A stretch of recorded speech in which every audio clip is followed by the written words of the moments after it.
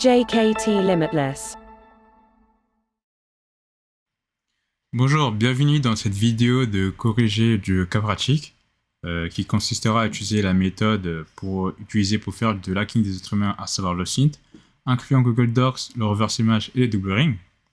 Donc là, ce qui va se passer, c'est qu'on dispose déjà d'une image pixelisée et on va utiliser la méthode pixelise qui consiste à appliquer le flou quotient et la détection des contours. Et par la suite, on sera d'accord d'avoir une image reversable et on va appliquer la méthode pixelise avec l'outil GIMP. Maintenant que j'ai mon GIMP d'ouvert, ce que je vais venir faire, c'est que je vais déposer mon image qui est pixelisée. Je vais faire un drag and drop.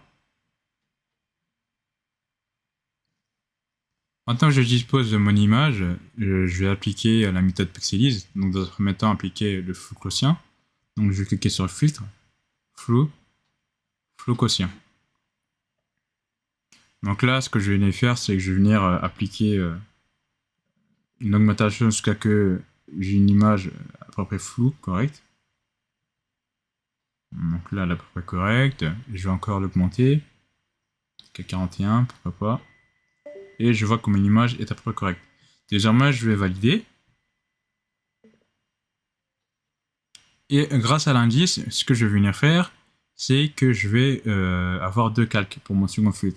Donc, je vais venir dupliquer mon calque. Et maintenant, ce que je vais venir faire, c'est appliquer le filtre de détection des contours afin que l'image soit plus visible. Donc, je vais appliquer ce filtre, détection de bord, suivi de bord. Donc là, ce que je vais faire, c'est que je vais augmenter la quantité jusqu'à ce que j'ai des contours plus réellement visibles. Donc là, j'en ai beaucoup. Je vais mettre le maximum. Je vois que ça fonctionne. Je valide.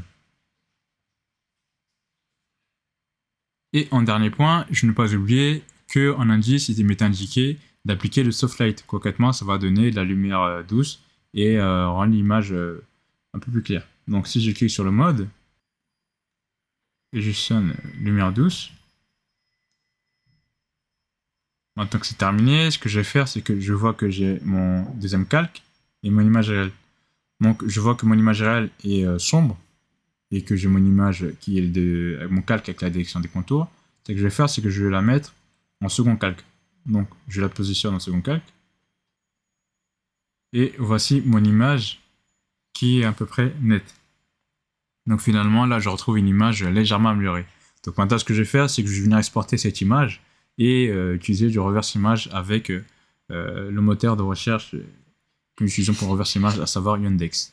Donc je fais fichier exporter sous, je vais l'appeler RI, je l'exporte, je valide. En parallèle, je vais désormais aller sur le moteur de recherche pour la reconnaissance d'image, à savoir Yandex. Je vais un nouveau d'onglet, je stipule Yandex, je vais cliquer sur Yandex image, et à ce niveau-là, je viendrai déposer mon image. Donc je vais aller regarder si GIMP a terminé d'exporter. Maintenant que l'export est terminé, je vais venir la déposer avec un drag and drop. Je patiente que la recherche s'effectue. Et là, je retrouve des images similaires. Je peux voir cette image qui ressemble énormément à mon image appliquée, enfin défloutée avec, déblurée avec GIMP. Donc je vais cliquer dessus. Dans la seconde indication du cas pratique, il est indiqué d'effectuer une deuxième reverse image avec Google Lens. Donc ce que je vais faire, je vais faire un clic droit, rechercher l'image avec Google Lens.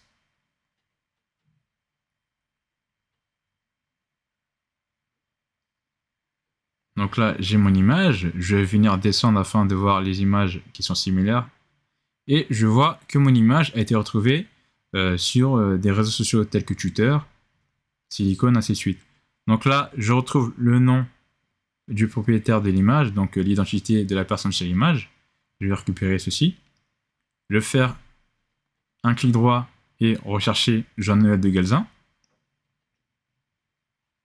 Et je vois qui est Jean-Noël de Galzin. Je vois qu'il est CEO et fondateur de Walliscom et président d'Exatrust. Ce que je vais faire, c'est que je vais me renseigner de qui qui sont suscités. Fais un clic droit, rechercher. De même pour Exatrust. Je me rends compte que Wallix est une société de sécurisation des accès, notamment du PAM, comme je peux voir ici, Privileged Access Management. Et que Exatrust est une société de cybersécurité de cloud computing. Donc là, dans mon associé, il était stipulé que je devais récupérer le nom et prénom représentant l'humain sur l'image, de trouver l'entreprise dont il est fondateur et CEO.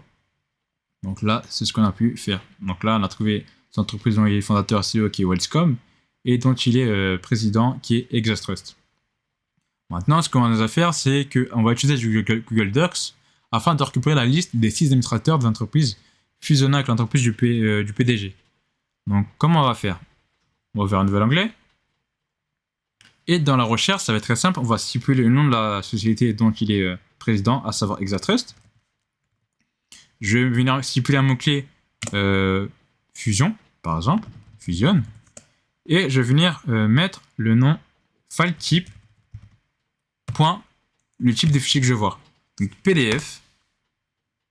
Et là, je retrouve ce que Google Docs me fournit grâce à l'indexation de Google. Je vois qu'il y a un communiqué de presse Exatrust. Je clique dessus. Et je suis censé en théorie récupérer la liste de 6 administrateurs. Donc je descends. Et là, je me retrouve avec la liste des 6 administrateurs de Collage Cloud. Et justement, c'est ce qui est demandé de l'NEC. Donc finalement, nous avons donc vu comment il était possible d'utiliser de l'OSINT à travers le debugging d'une image, le reverse image et du Google Docs. On a été capable de retrouver une personne avec une image pixelisée et d'avoir d'autres informations. On peut donc se dire qu'on n'est pas à l'abri à 100% du hacking des êtres humains. Merci à vous. Au revoir. On se retrouve pour la partie bonus dans laquelle on va récupérer le nom du 4e administrateur sur les 6 et retrouver son adresse email associée à un réseau social professionnel connu. On va donc aller sur le PDF listant les administrateurs, que voici. On retrouve cet administrateur qui est le 4e normalement qu'on peut voir ici. Je vais donc faire une recherche sur son nom pour trouver son profil de ce professionnel connu. Je peux le voir ici. Je vois également le nom du réseau professionnel connu.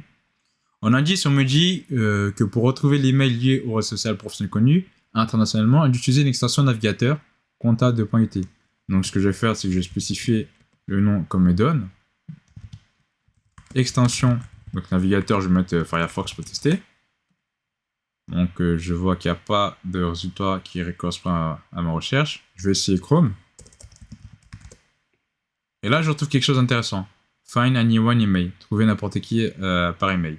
Donc je vais cliquer dessus. Je scroll down. Et là, je trouve une petite information qui me dit que grâce à cet add-on, on a la capacité de retrouver n'importe qui avec son email et son numéro de téléphone pour LinkedIn. Donc je vais installer cette extension sur Google Chrome. Je ferme. Je vais venir épingler l'extension.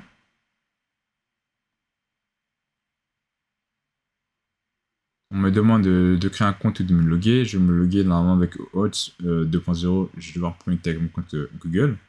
Donc oui, comme je peux le voir ici. Je me connecte. Maintenant que je suis connecté, je vérifie via l'extension. Je suis bien connecté. Donc désormais, je vais venir cliquer sur le lien LinkedIn lié au profil du 4e administrateur. Je suis dessus et désormais je vais venir cliquer sur l'extension. Je clique sur l'extension, donc je me relogue. Je reclique sur l'extension. Je clique sur Show. Et là on peut voir que je récupère l'adresse email liée au profil LinkedIn, mais également son numéro de téléphone. Donc là finalement grâce à la donne Contact Out, pour Chrome, j'ai été dans la capacité de retrouver l'adresse email et le numéro de téléphone de n'importe qui sur LinkedIn, mais typiquement là du 4e administrateur sur les 6. À titre informatif, il est tout à fait possible d'utiliser un outil OLE permettant de tester si l'adresse email est utilisée sur certains sites. Ne surtout pas essayer sur les personnes du cas pratique, nous déclinons toute responsabilité. Donc dans notre exemple, on va utiliser ma propre adresse email. Donc je vais aller sur ma petite VM qui dispose de l'outil OLE. Donc concrètement, ce que va faire OLE, c'est qu'il va venir faire sur certains sites web référencés dans l'outil OLE, faire des requêtes de réinstallation de mot de passe, mais tout ceci sans avertir l'utilisateur. Donc une fois que la réinstallation de mot de passe a été effectuée, si l'adresse mail existe, ça sera indiqué. Si n'existe pas, ça sera indiqué également. Donc là, ce que je vais venir faire, c'est que je vais stipuler le nom de l'outil et par la suite l'adresse email.